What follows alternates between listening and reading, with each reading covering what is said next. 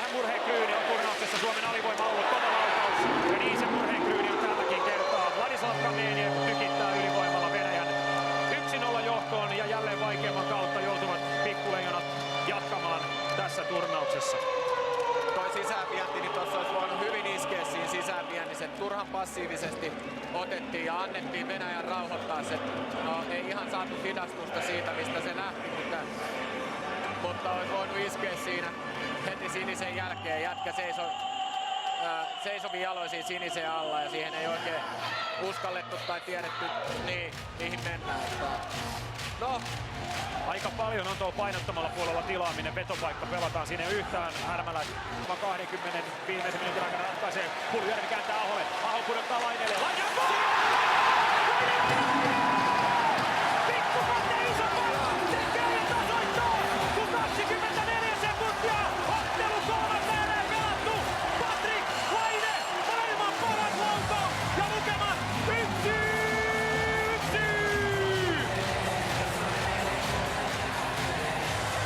Sano jotain! En mä tiedä. Ihan järjetön veto taas tosta noin. Pulju ottaa siitä irtokiekkoja Aholle ja Aho tarjoilee, että vaan sä nyt sisään kun sulla se veto on tossa. En mä rupee tästä tappua, mut sä... Niin. Siinä on vähän all-starsia, poja. Katsokaa mikä laukaus Aho tarjoilee. Iso täräyttää. Ja siinä Redmankin ihmeissään, mitä tapahtuu areenalla jääkylmässä Helsingissä. Svetlakov vähän helposti menettää.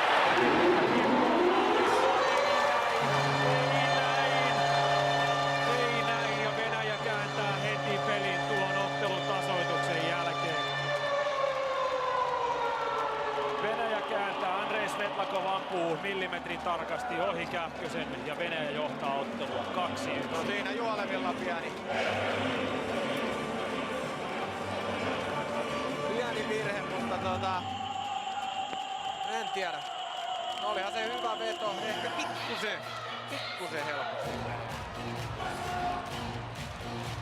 No, homma jatkuu. Nopean taitava poikkikentän syöttö tavoittaa Laineen kontrolliin, ei Laine kiekkoa saa. Venäläis pelaaja nurin, Pulju ottaa kiekon, Puljujärvi! Aho! Pulju! Laine! Aho tekee tällä kertaa ja lukemat 2-2! Tässä on trio, johon koko kansa voi luottaa, kun ratkaisua haetaan. Aivan sama kuka heistä sen tekee, ja nyt sen tekee Aho, ja Suomi nousee jälleen tasoihin, kun 9.53.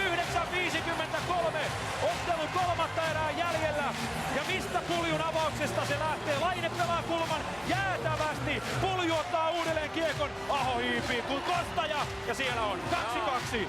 Siellä veti aikamoiset pannut tonne päätypleksiin toi Mipulovic. Sieltä tuli Pulju, otti irtokiekon, laittoi loistavan syötön Aholle takatolpille ja Kyllä!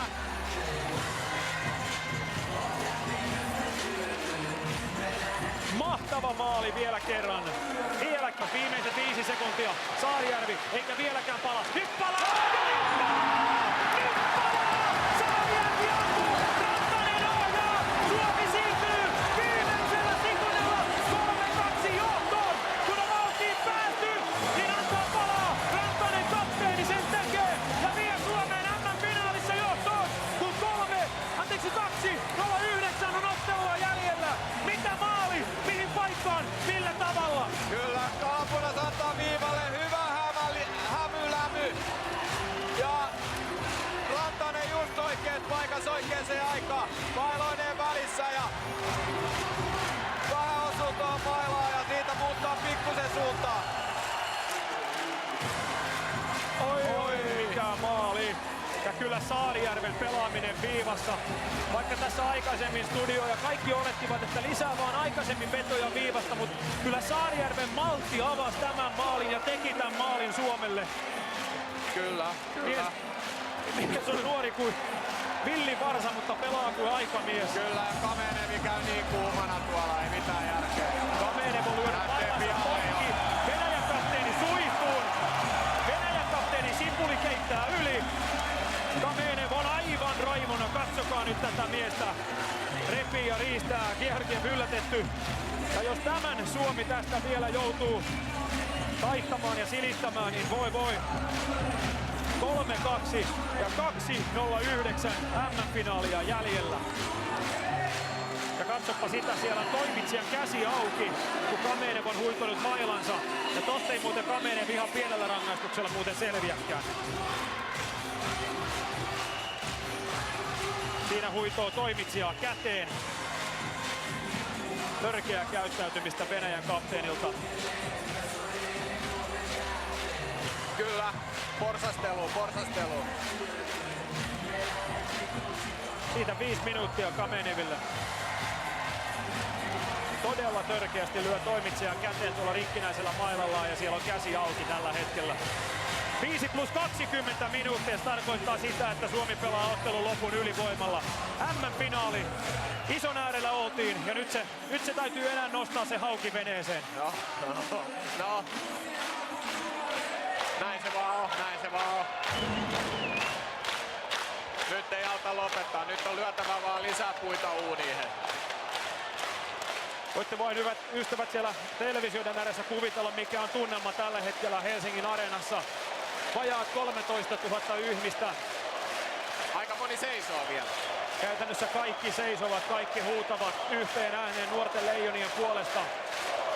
Suomelle 5 minuuttia ylivoimaa ja otteluaikaa 2:09 siis jäljellä. Ja maalihan sieltä tuli. Kapteeni sen teki. Ja kuten sanottu, Vili Saarijärven maltti viivalla loi ja toi tämän paikan. Rantanen ohjasi. Venäjä pelaa ottelun lopun alivoimalla ja nyt ei jäähyä missään tapauksessa. Ja saadaan lasketella kotiin tämä ottelu. 15 sekuntia. Venäjä pääsee vielä vedolle. Puolen vaihto. Eteen vaan. Mikkola menee eteen. Sieltä hakee Provorov. Ei voi olla totta. 6,9 sekuntia. Varsinaista peliaikaa ja Venäjä tasoittaa tämän MM-finaalin 3-3. Niin siinä vain käy. Tasoitus tulee laukausviivasta. Ja se on ilmeisesti Provorov. Pääseekö vielä Svetlakov ohjaamaan kiekon sisään? Ensimmäinen blokataan, joo. Ja sinne uppoaa.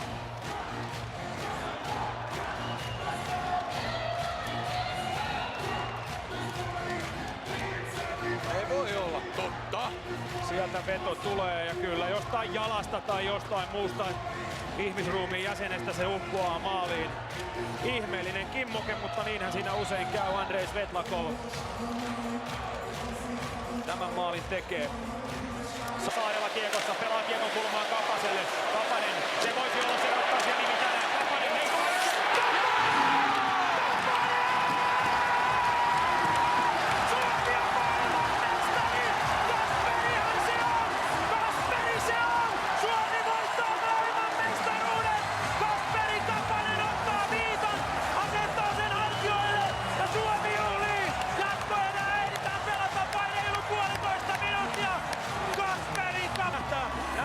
Kapasen pyörähdykset. Tavaratalon ovet ovat auki ja kiekko on maalissa. Kasperi Kapanen, Suomen sankari ja maailman mestari.